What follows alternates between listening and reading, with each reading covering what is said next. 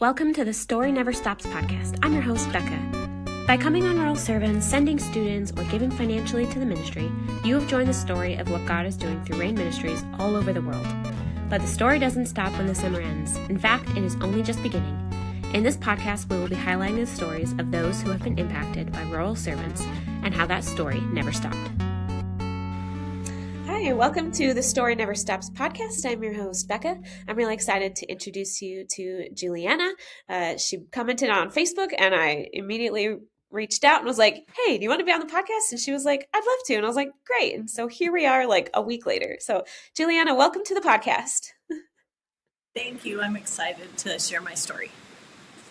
I'm excited to hear it. So we're just going to jump right in. Tell us a little bit about yourself. Who are you now? Who were you before your first Royal Servants trip? So before my first Royal Servants trip, or before I even heard about Royal Servants, when I was a teenager, I was on fire for the Lord. And at the very first time a missionary came to the church, I knew that God was calling me into missions. So I've always known I wanted to be in missions.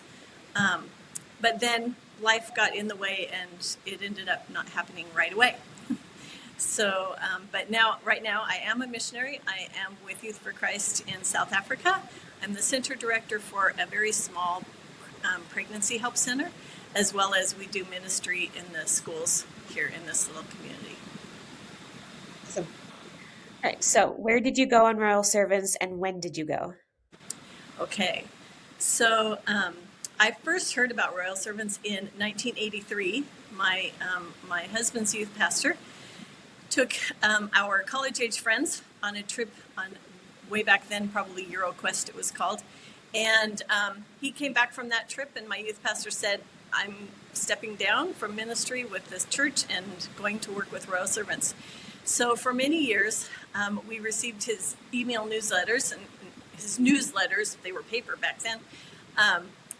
And of course, I hadn't gone on that mission trip because I was very pregnant. Was married and pregnant, and it wasn't practical. And my husband would see me read the newsletter, Dave's newsletter, Dave and Glenda, and he would see the look in my face, and he'd say, I know you want to go into missions. So when the kids grow up, we'll go into missions.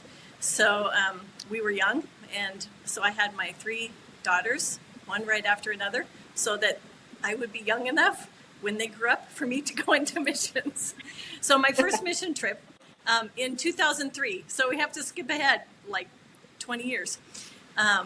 In 2003, I was on summer vacation, and I worked for a retail company, and I had been saving my vacation hours every year. I was hourly employee, so I could do that. And in 2003, I had enough vacation hours to take the whole summer off. So I sent, the Lord actually kind of spoke to me that summer and asked me, what have you always wanted to do? And I said, I want to go on this mission trip, and I've always wanted to go with Royal Servants. So I was 43 years old, though, at the time, which is a little old for to be a student, and a little old to be a D group leader. But nobody really, except for Dave Childers, knew me, so I wasn't really going to be a leader. And so I contacted Dave, and he said, listen, I know you, I know your heart, I know you've worked a lot with youth. So you just apply, and we'll maybe get you in as a D group leader or something. So I applied for, my first trip was to Greece. I originally wanted to go on EuroQuest, but then when they announced the teams and Greece was an option, I thought, wait a minute, I can walk in the steps of Paul? No, never mind about the rest of Europe. I just want to go to Greece. So I applied for that team and was accepted as a D group leader. I was very nervous because I was 43 years old and all my peers were 20. And so I was kind of like, I was older than the team leader. And just thought, I knew I could be a servant. I knew I could be in my role, but I worried about how everybody else was going to accept me. And the very first thing that really hit me was when we got off the bus and Tom Ives said, take a knee. And he said, listen, we know you're nervous, but we've been praying for you and we know you're supposed to be here. And I was like, okay, I can do this. And I'm sure he gives the same message to every time staff gets off that bus. But it really is important to know that we were prayed for and that we were supposed to be there. I mean, yeah, we might say that every year, but it's true every year. Like we do spend so much time now, like all year long, praying for the teams and praying for the Yes. summer, and we believe wholeheartedly in our, especially our summer staff and our D group leaders, and it's all of students, everybody. Yeah. So, but yeah, that's so great.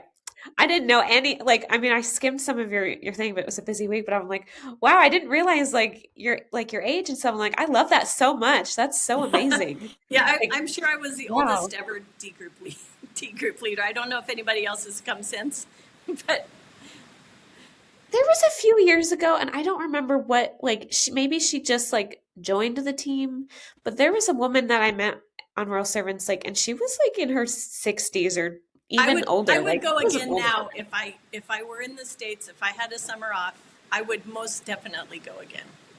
We would take you. Yeah, it doesn't happen often. But, now. yeah. Well, yeah, especially now. I'm like, she knows the program. Like, come on in, come lead one of the be a senior staff. But we're like, yeah, sure. Like we want high school and college students, but like we're open to like if someone older wants to come, like we'll talk to them, be like, okay, what does this look like? Like, Yeah. so that's so awesome. Wow. Okay, I think you said what led you. Yeah, you went through the story of what led you to Royal Servants. Yes. That's really cool. What were some of the highlights of Greece? Wow. Well, I had been part of many different ministries in those 20 years before I went on Royal Servants. But one thing I'd never done was street evangelism, and I knew how to share the gospel. I knew the gospel, but I had never done it with strangers, and so that was. I actually, one of the reasons why I chose Royal Servants was because I really wanted that experience.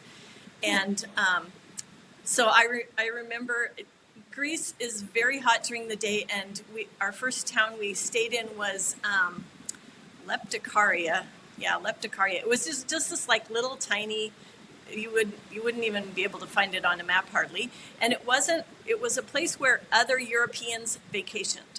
So that was good because more people spoke English. Most Greeks don't speak English. So it was good.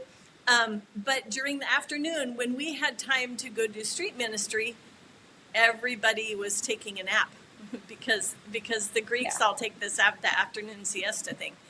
But so I was with two gals, and we walked into town, and there was this young college-age student. He was from Poland, I believe, and he spoke like 4 languages.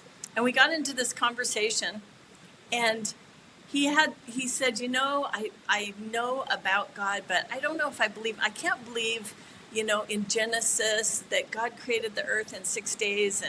And like I had been through many conferences and I knew all the answers. And so I was just able, to give him the kind of scientific reasons why it could have been an actual 6-day creation. Doesn't have to be. God's timing is God's timing. But in the way I explained it and he understood it, he's like, oh, I've never heard it this way. And so I went through the whole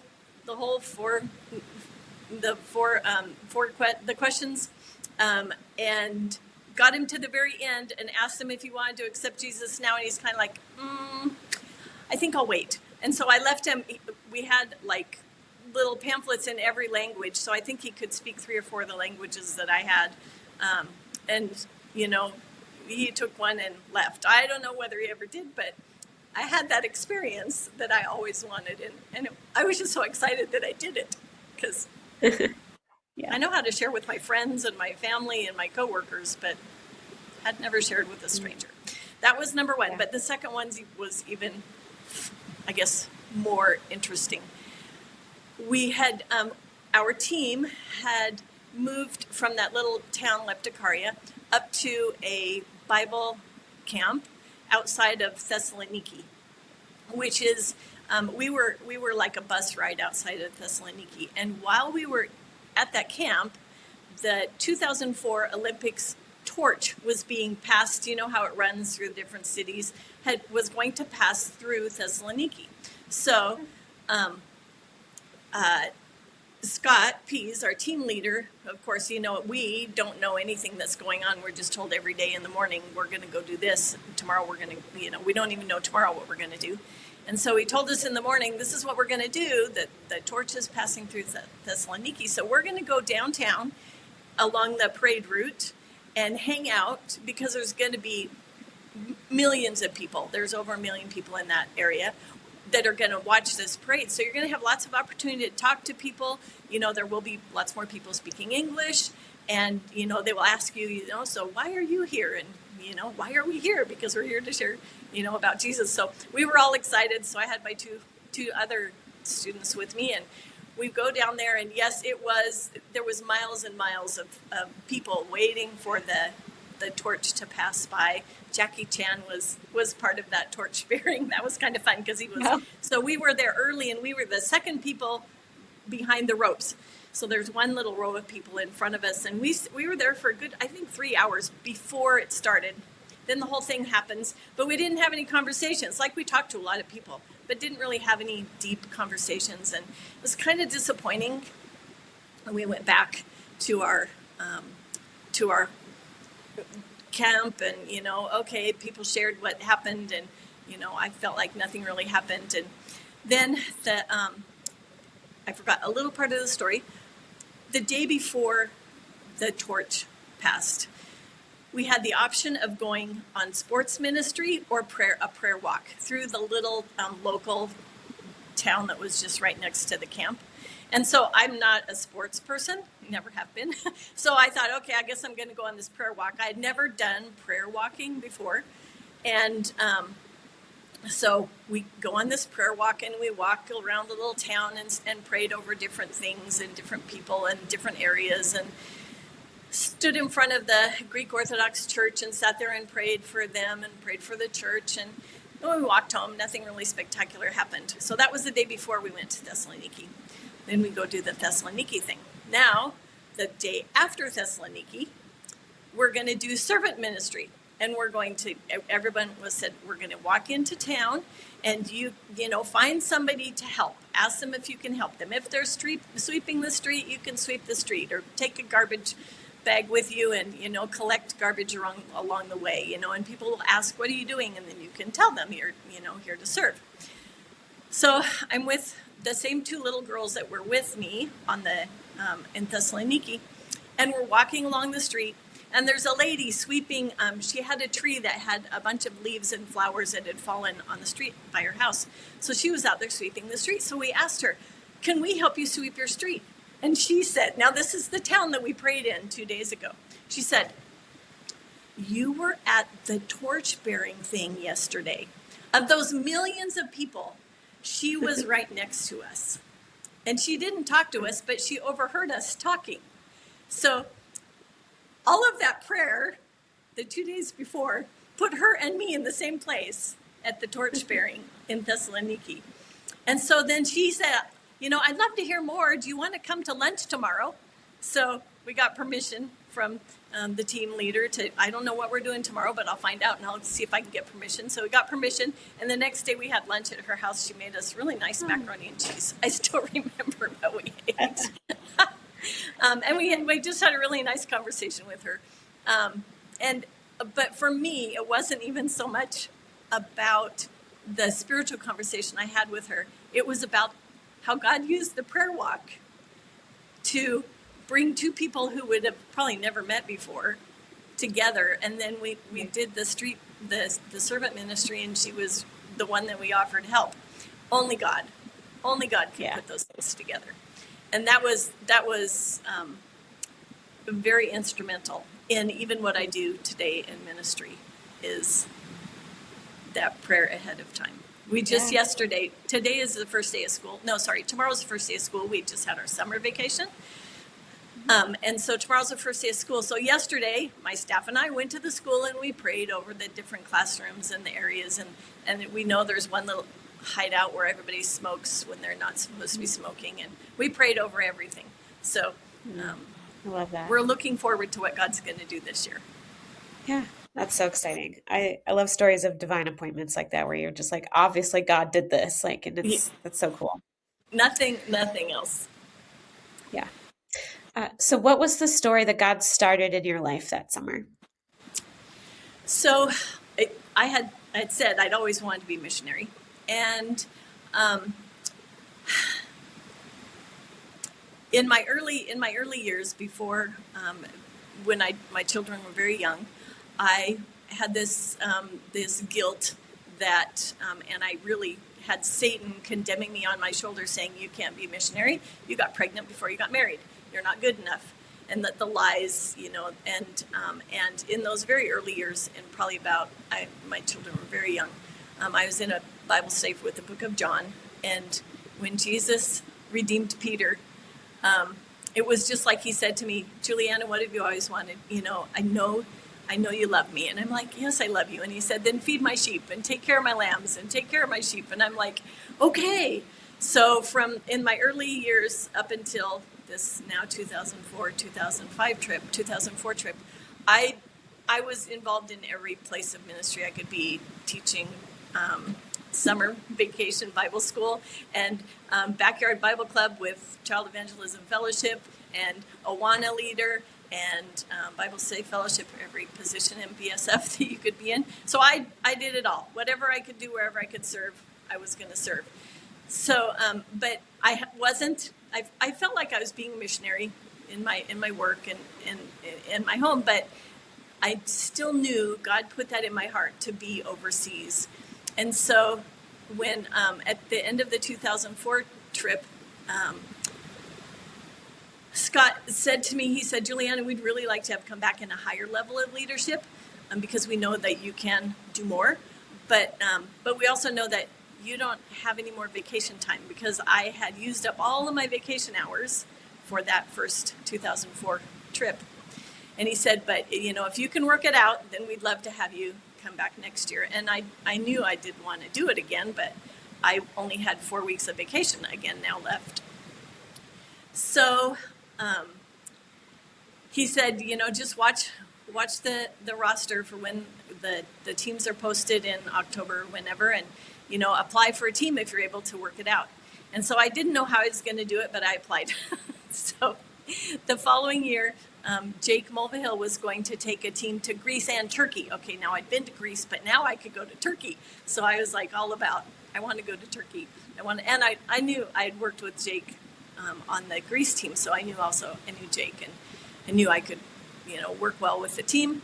And so I contacted Jake, and he said, "Oh, we'd love to have you. I don't know how many students we have going, so I don't know how many adult leaders we need.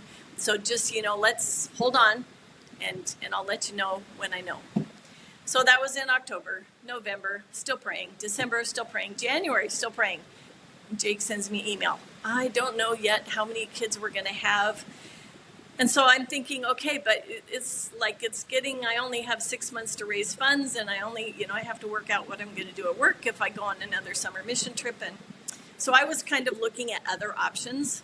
Another friend of mine took teenagers on 3-week trips to Italy. I thought, okay, well, I can take a 3-week trip to Italy. It's the same kind of thing, another place where Paul was, part of the Christian history. And so I was really praying about that. And the second week of February, still haven't heard anything from Jake. I'm reading in my Bible, reading Isaiah, and God says, he almost hit me over the head with a 2x4. He said, "Forget the former things, stop dwelling on the past. Can't you see I'm doing a new thing?" And I was like, "Oh, I'm praying for the wrong thing. I'm not supposed to pray about going to Turkey. Okay." So I said, "Okay, Lord, I understand. Stop praying about Greece and Turkey. It's not going to happen. What do you want me to do? Where do you want me to go?" And the very first next verse I read, because I was doing this Bible study on servanthood, believe it or not, servanthood, was in Matthew. And it was one of the parables. And Jesus said, "What will the good servant be found doing when his master returns? Will he be found feeding the other servants their food in their proper time?" And I was like, that's it. I know I'm going on Royal Servants. Still don't know where, but it's Royal Servants. The very next day, I got an email from Jake. I'm sorry, Julianna, we don't need you on the Greece and Turkey team, but there are other teams that still need adult leaders. Where do you want to go? And I said, I don't know. God has a plan. You just tell the other team leaders I'm available, and, God will work it out. So that was on Friday. I got the email from Jake on Friday. And on Saturday, I got a phone call from Don Gillespie, who was taking the team to the Gambia. And he said, I just want you to pray about this. This is what I need. I need someone who could be the treasurer, the team banker. And in all of my retail years, I was a vault teller. I was a cashier. I was shipping and receiving. I can keep accounts. I can, I told him, I said, I don't even have to pray. I know I can do this job. And, and I'm also helping the person buying the food to feed the servants their food in the proper time. So yes. So that was how I ended up being chosen or choosing to go to the Gambia, West Africa in 2005. But now I have another problem, and that is that I even need more time off because it's a longer trip. And now I'm in a higher level of leadership. I need to come the week before the D group leaders get there and help set up and help train them so that when the students come, you know the whole routine. And I don't have that many vacation hours. And I was a human resource specialist in a retail company at that time. I'd worked for that company since I was 18 years old. And I'd done every job there, but I was the HR specialist, and I loved my job. Loved my job. So I went to my manager and I said, listen, I've been offered a position on this summer trip. I went last year. Is there any way I can get a leave of absence and take the summer off this year? And she said, well, let me check with main office HR. And main office HR said, nope, sorry. Your position is an important position in the store, even though you're an hourly employee. And we need someone there, so we can't give you leave of absence for that reason.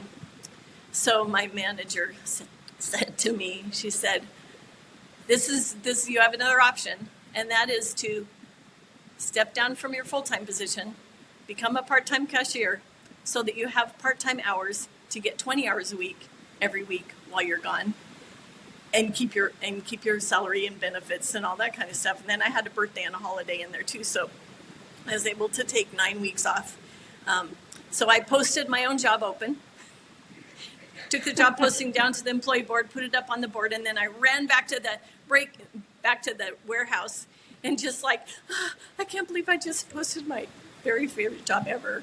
And one of my best good Christian friends came around the corner and he said, are you okay? And I told him what I did. What if I made a mistake? And he said, Julianna, he said, is God bigger than our mistakes? I'm like, yeah. He said, okay, then it's okay. Whatever happens, happens. And so I became a part-time cashier so that I could go on the summer mission trip with the Royal Servants to the Gambia. So the part of the story I didn't tell was that same week when God confirmed that I was not going to Greece, my husband filed for a divorce. So on June 6th, my divorce was final. On June 7th, my youngest daughter and I moved out of our house into an apartment. On June 8th, my youngest graduated from high school. And while she was at her high school graduation party, all-nighter, I got on an airplane the next morning and went to to prepare the team for Gambia 2005. So that was how I got to that. And there's another little part of that story too I'll share now. I didn't know where God wanted me to be. I knew now I've given up my full-time job. I knew I always wanted to be in missions, and I love Royal Servants. And I thought, I could do Royal Servants in the summer, and I could be a part-time cashier the rest of the year, and I can recruit, because that's what I did as HR. I was recruiting and hiring and training. That's all I did. I can do this. And while I was on the training field that first week, I just knew it wasn't for me. And I was devastated. I remember sitting under the stars, and that was the year, it was within that year, the year before, when one of the worship songs, you place the stars in the sky and you know them by name. And I remember sitting in my little camp chair going, you place the stars in the sky and you know them by name, but I don't have a place. I don't have a position. I'm an empty nester. My youngest has has graduated. I'm not married anymore. I gave up my favorite job ever. But you place the stars in the sky and you know them by name. And I knew God had a place for me. It just wasn't Royal Servants. And that was really tough because I really love Royal Servants. I would be there with you now if I could. But that's not where he wants me. Yeah. Wow. What was life post-summer like for you? Was momentum easy to keep or things difficult? I think, yeah. What was it like? The first year when we went, I thought it was going to be hard. But there was they did some really good debriefing. And one of the things in the debriefing that really made a difference for me, now, of course, I'm much older when I went on the team, and I had positions in church. I was actually part of the worship team. I played the piano, so I wasn't the worship leader, but I was on the worship team and part of leadership in a church. And he explained to me, when you go back, church is not like a missions trip. It's a different animal. It's, because on a missions trip, you're all focused and you're all doing the same thing. In a church, God created people to have different visions of reaching different kinds of people because he wants the church to reach out to all different, ages and people groups and just situations. Whereas on mission trip, we're all focused on the same thing. So when you go back, don't be disappointed about church and how church operates. And that really helped me because I was already frustrated with church because I felt like, we fight over the color of the carpet or whatever. And this just opened my eyes to see that it's different from a mission trip. And so I knew then I really would rather be on a mission trip. I would rather be with a mission organization that has one clear focus rather than, so that was key for me. But I was very involved in many different ministries, so my spiritual life didn't really change, or I didn't struggle with that side of it. But can I tell you a story? Can I tell you the story of how I got to where I am now? Because that happened in the Gambia. Okay. Yes. So while I was in the Gambia, we did a little bit of all the different kinds of things, and I was a team. I did what I needed to do and kept track of the money and helped. Holly Duke was she was one of my co-leaders. Love her to pieces. And in the very last week that we were in the Gambia, one of the local churches invited us to after church, kind of like a potluck, like we would call it potluck in the olden days. I don't know what they call it nowadays. I've been in Africa for too long, and after church, we do things different here too. But they wanted to serve us a meal, a true Gambian meal, which means this huge cauldron of rice cooked over a fire, plus meat and vegetables, and then you eat it with your hands, and get all messy. And so we had all had our own Gambian clothes made by a tailor. So we were dressed up in our little Gambian dresses and our West African dresses, and the boys were all in their little shirts.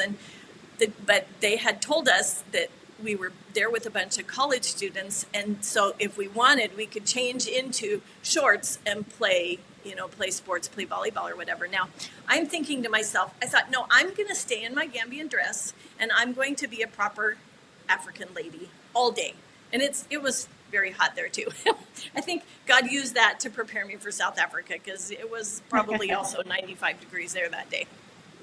So I thought, I'm going to stay in my dress the whole day. I'm not going to change into my shorts because I can. I'll be an African woman. And so I was sitting under the shade tree, and a college student who was on his summer vacation, he was going to college in Nigeria, I think, for Bible school. He was going to come back to the Gambia and be a pastor in the Gambia. So he's sitting there talking to me, and I'm telling him, how, I think God wants me in missions, but I don't know exactly where to go. And, this is what I've done in America. And we're here with Royal Servants and doing this. And he said to me, he said, come back to the Gambia. We need you here. And it was almost like the angel telling Paul, come over here. We need you on this side of the, And I was like, yeah, okay, interesting. But I still really, in my mind, would have loved to be with Royal Servants. So I hadn't made up my mind. So that was on a Sunday. During the week, one of the, another American who was in town but wasn't there with Royal Servants, but we kind of interacted with him a lot. He was also a Christian, and he really wanted to minister to the prostitutes who were hanging out on this one corner at night. But of course, that's really not a ministry you're going to take a bunch of high schoolers to do late at night. So Don, the team leader, said, I tell you what, the two college D group leaders and Julianna and Holly, they can go with the Youth for Christ. Youth for Christ was our host ministry there. Can go with the YFC leaders and do this ministry that after everyone's gone to bed, because it was like 11 o'clock when we left. So we have our little headlamps. It's pitch black because the power had gone out. We have our little headlamps. We're walking along the street trying to get to where the prostitutes were hanging out. And I remember it was pitch black, and it was kind of like the Lord said to me, the darkness in the spiritual darkness in this country is as dark as it is right now. And you only have your headlamp. You are light, but, it's dark. So we got to the area where the prostitutes were hanging out, and they had generators and the street light on the corner, but we didn't know what to do. None of us had ever done this kind of ministry before. And so Holly and I said, listen, let's just stand opposite corner and we'll pray for these girls. We don't know if anybody's, and I thought, you know what? Someone's probably never prayed for them before, because they don't have a grandma or an auntie or a mother who prayed them into the kingdom, or who prayed them, to accept Jesus or to go to church. It's a Muslim country, 95% Muslim. So we just prayed. Kitty corner, we prayed. Nothing ever happened with the prostitutes across the street. Never talked to one of them. But then Sylvester, the YFC leader, he said, let's go over here and have go into this like little bar kind of a place, and you can have a cool drink and cool off, and we're kind of finished.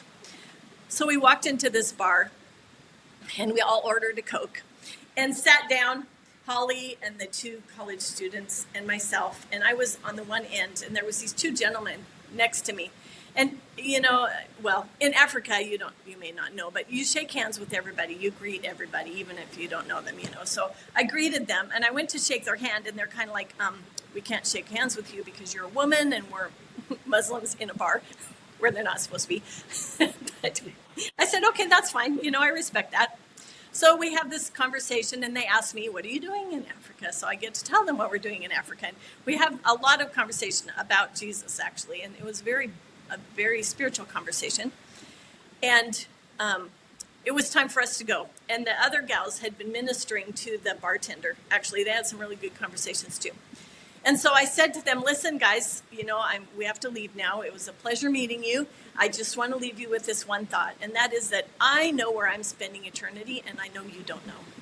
And if you want to know, you can check in with Sylvester, who is the Gambian who is with us. You can check in with Sylvester, or there was another Gambian there. They would love to tell you more. But I just want you to know I know where I'm spending eternity. And I left. And that was that. So we get on the plane, come home, and I'm like, okay, Lord, now what do I do? Where am I going to go? What am I going to do? And we were the Bible study I was part of. We were studying the book of Genesis. So August turns into September. September 1st, we start our Bible study, and we're studying the book of Genesis. And the very first verse of Genesis is, God said, let there be light, right? And the Bible study sent us to a whole bunch of passages throughout the Bible that talked about light. And one of those passages was in 2 Corinthians. And God said, what is it? Is it 1 Corinthians 4:5 or 2 Corinthians 4:5, the royal servants? 2 Corinthians 4:5. 4:5. Okay. Kind of like Yeah, you have to kind of, yeah. Okay. So Yeah. 2 Corinthians 4:6 says, so 2 Corinthians 4:5 says, that for we are servants, we're servants, we're going to serve. And 2 Corinthians 4:6 says, and God said that when God said, let there be light, he shone light in your hearts, that you could be a light, the light of Christ would shine through you. And I'm thinking, reading 2 Corinthians 4:6 now, I thought, okay, 4:6, light. And I remembered that light shining in the darkness in the Gambia. And I remembered praying under the street light. And I thought, okay, I better read the whole rest of this passage, 2 Corinthians 4. Let's go back and look at the whole thing all together. And 2 Corinthians 4, chapter 1 starts off with talking about their eyes are they're veiled. They can't see the truth, the knowledge of Christ. And I'm like, veiled Muslims. God wants me to go to the Gambia. Totally forgetting that 2 Corinthians 4:5 with royal servants is in the middle of that whole passage. God used what was before 4:5 and what was after 4:5 to send me back to the Gambia. And I knew immediately I'm supposed to go back to the Gambia. And so I applied to be missionary with Youth for Christ through their application process. And in 2006, I was accepted and took a year to raise money. In 2007, I was back in the Gambia working with Youth for Christ. So that is how God used royal servants to get me to West Africa. And I was in the Gambia for a year, and then God introduced me to a South African with Youth for Christ, and I married him, and now I'm in South Africa. And now I'm the pregnancy center manager for a pregnancy center when I got pregnant before I got married and dealt with all of that in my own life. So that's how God works everything, all things together for the good of those who love him. Oh, that's so beautiful. I love that so much. I think that answers like how you see the continuation of a story. Unless you have anything else to add. There's to more. That, There's one more little continuation, but you can ask me other questions, and then okay. So while we were in the Gambia, we prayed for those prostitutes on that corner. Remember?